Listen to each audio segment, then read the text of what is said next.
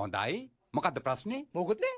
මොකුත් නෑ. මම දරනකොට ඔයා නනා ඉන්න බෝනික්කො ටිකත් එක්ක. වීරයෝ රූප. අනිත් හොඳම දේ තමයි ඔයා වතුරට සබන් කුඩු දානවා වෙනකොට කොච්චි මිරිස් කුඩු දානවා.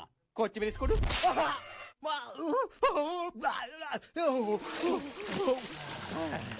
හරි කියන්න ප්‍රශ්නයක් තියෙනවා.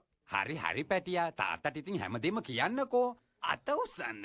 ෂේෆු කිව්වනේ මම මකරානුසුරේ කියන එකේ තේරුමක් දන්නේ නැහැ කියලා. දැන් මං ගුරුවරයෙක් වෙන්නත් ඕනේද? මං හිතුවා මං කවුද කියලා දන්නව ඇති කියලා. මං මකරානුසුරයා නෙවෙයි මං කවුද?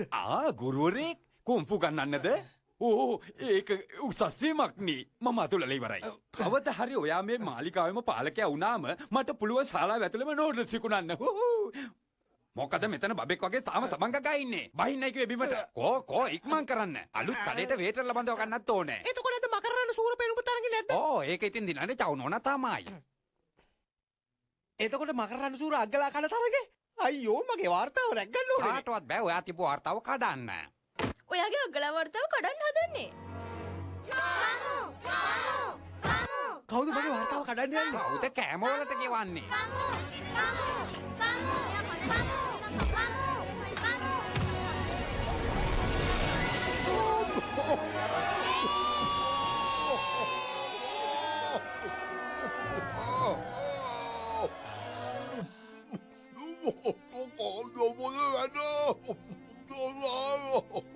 ඔයා කවුද? මොකක්? මම තමයි ලීෂන්. මම හොයන්නේ මේ මගේ පුතාව. ඔයාගේ පුතා නැති වුණාද? ඔව්. මේට අවුරුදු ගානකට කලින්. මට මගේ තාත්තව නැති වුණා. අනේ මට කනගාටුයි. මොනා කරන්නද?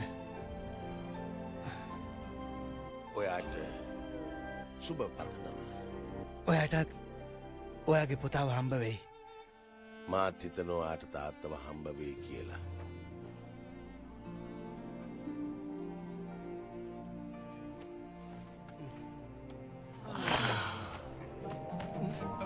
පුතා? අනේ ඇත්තමයි මේ ඔයා. එතකොට මේ ඔයා ඔතන බලාගෙන ඉන්න නැතුව තාත්තා වෙල්ල බදාගන්න. තාත්තා තව ඉන්නවා එහෙනම්.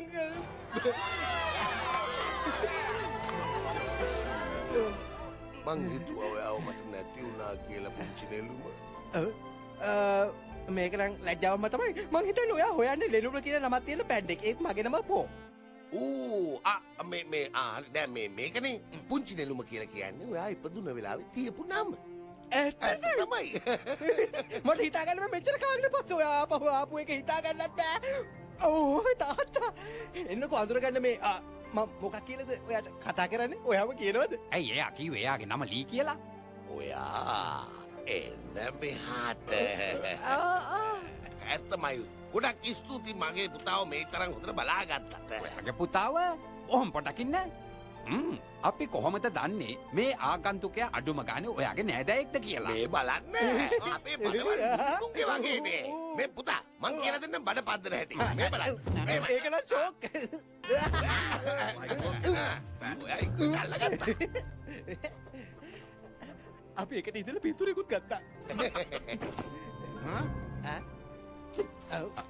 ඒත් මට මේක තේරුම් ගන්න බෑ. මම හිතුවේ පෝ විතරයි ඉන්න එකම පැන්ඩා කියලා. නෑ. අපේ අය තව ගොඩක් ඉන්නවා. ඒ කොහෙද? කතු කරේ රහස් පැන්ඩ ගමක. රහස් පැන්ඩ ගමක? අව්. ඒත් මං කොහෙද කියලා දැනගත්තේ කොහොමද? මට පණිවිඩයක් ලැබුණා.